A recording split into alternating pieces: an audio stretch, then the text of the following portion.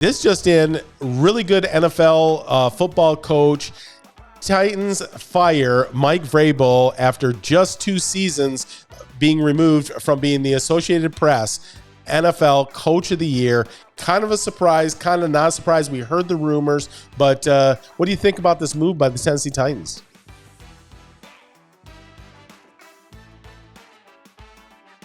Yeah, I think it's an interesting one. I mean, we've always heard that Vrabel's kind of a hard person to deal with.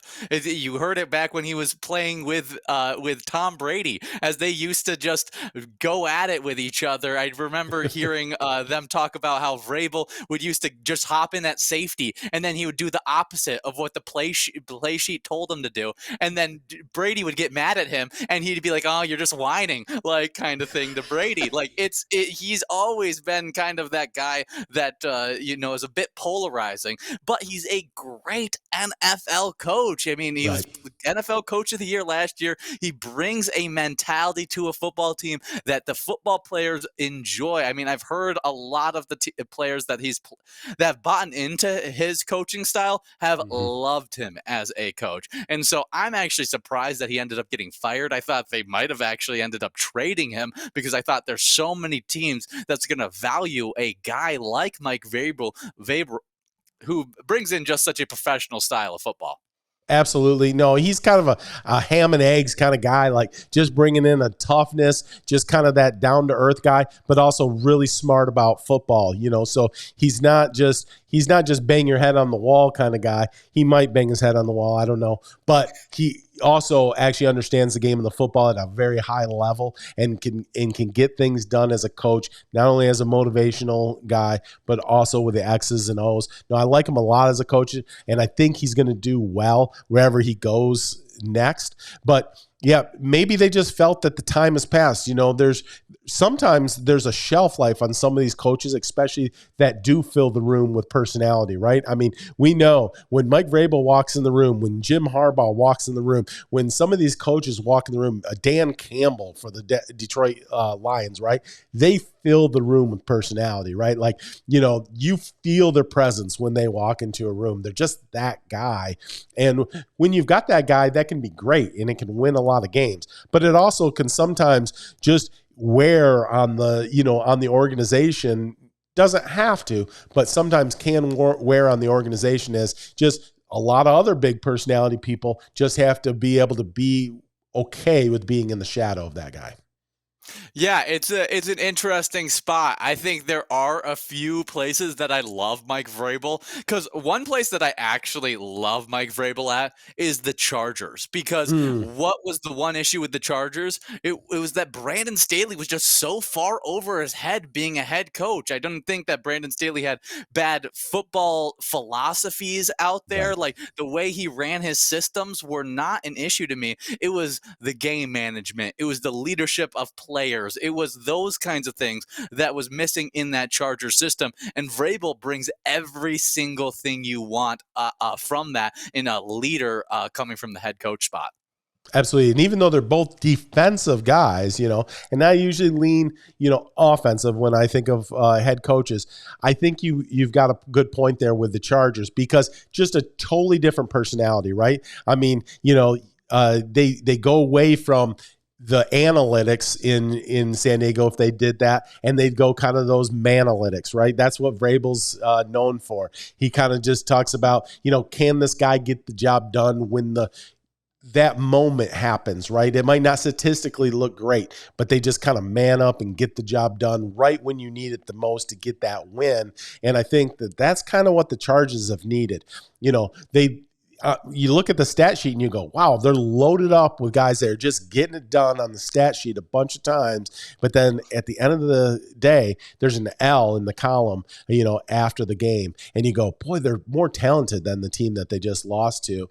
But so I think that's a good pick. I think Vrabel, he kind of works at a lot of places. We're going to see where it all shakes out. I wouldn't even mind him in Atlanta. Atlanta's a nice place for him as well. I think that he he could, as long as he gets, this is going to be the key for him probably anywhere he goes, and that is get the right OC in that spot, because he needs that great offensive mind to be in there to help, utilize that offense. And like we've talked about in past podcasts, they've got some young talent there at the running back and at the tight end position that they need to get right on the offensive side. So if you get the right coach at the OC there, he could do a nice job in Atlanta as well.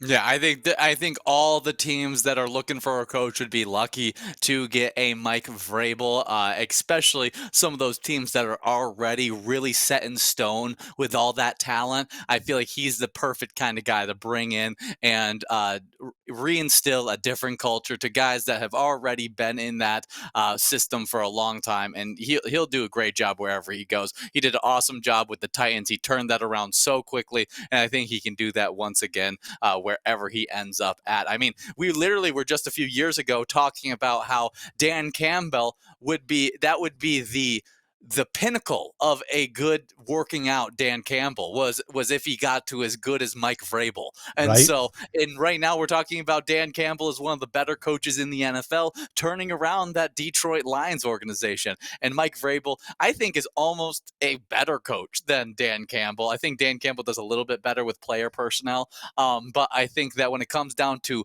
football play, I just see Mike Vrabel making more adjustments in game and doing those things that I love to see from a head coach.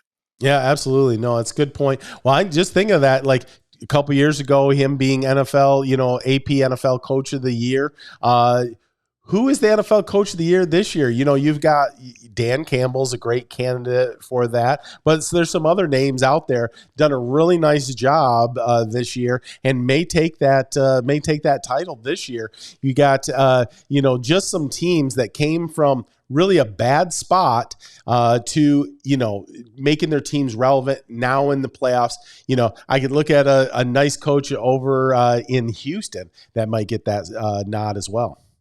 Yeah, there's some really good pickups, but I think there's none better than being able to survive the Deshaun Watson contract than Kevin Stefanski deserves for the kind of season he's been able to put on for that Browns team. I mean, pulling in Joe Flacco from retirement and being able to win games. It's been impressive for Kevin Stefanski.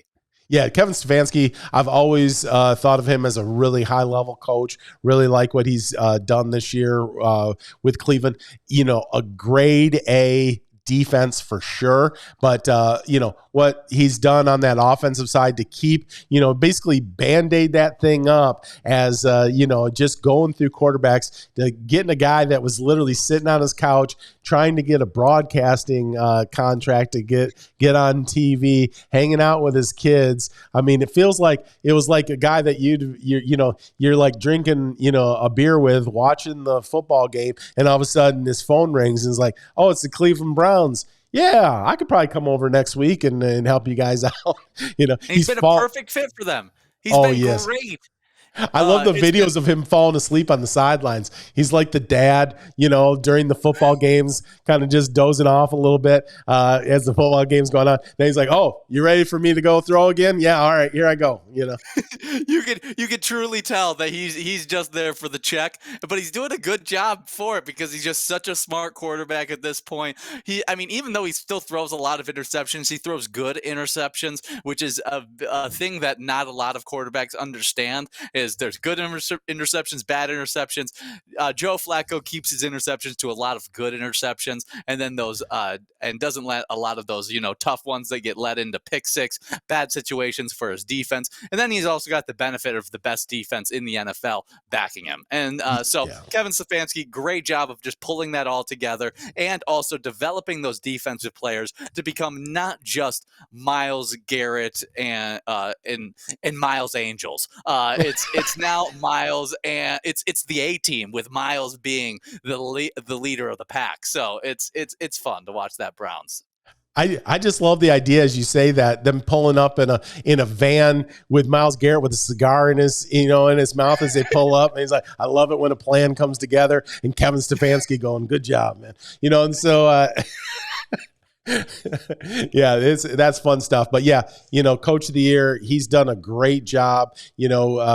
We'll see where it all ends up. But a lot of these coaches that maybe came into situations that were really tough, it maybe took them a few years to build the culture, build what they want to have there, and now seeing the fruits of that. And so kudos to those guys. But Mike Vrabel, I think, will be a difference maker wherever he ends up this next season. I can't imagine there being an NFL season where he's sitting out and not coaching for a year. I think he'll get right back on the sideline and head coach someone and probably have a lot of success wherever he goes. Well, thank you for watching and listening to Ruggles Round Up on the Elevated Mission podcast. Make sure if you're on YouTube, you click the subscribe and you click the like button.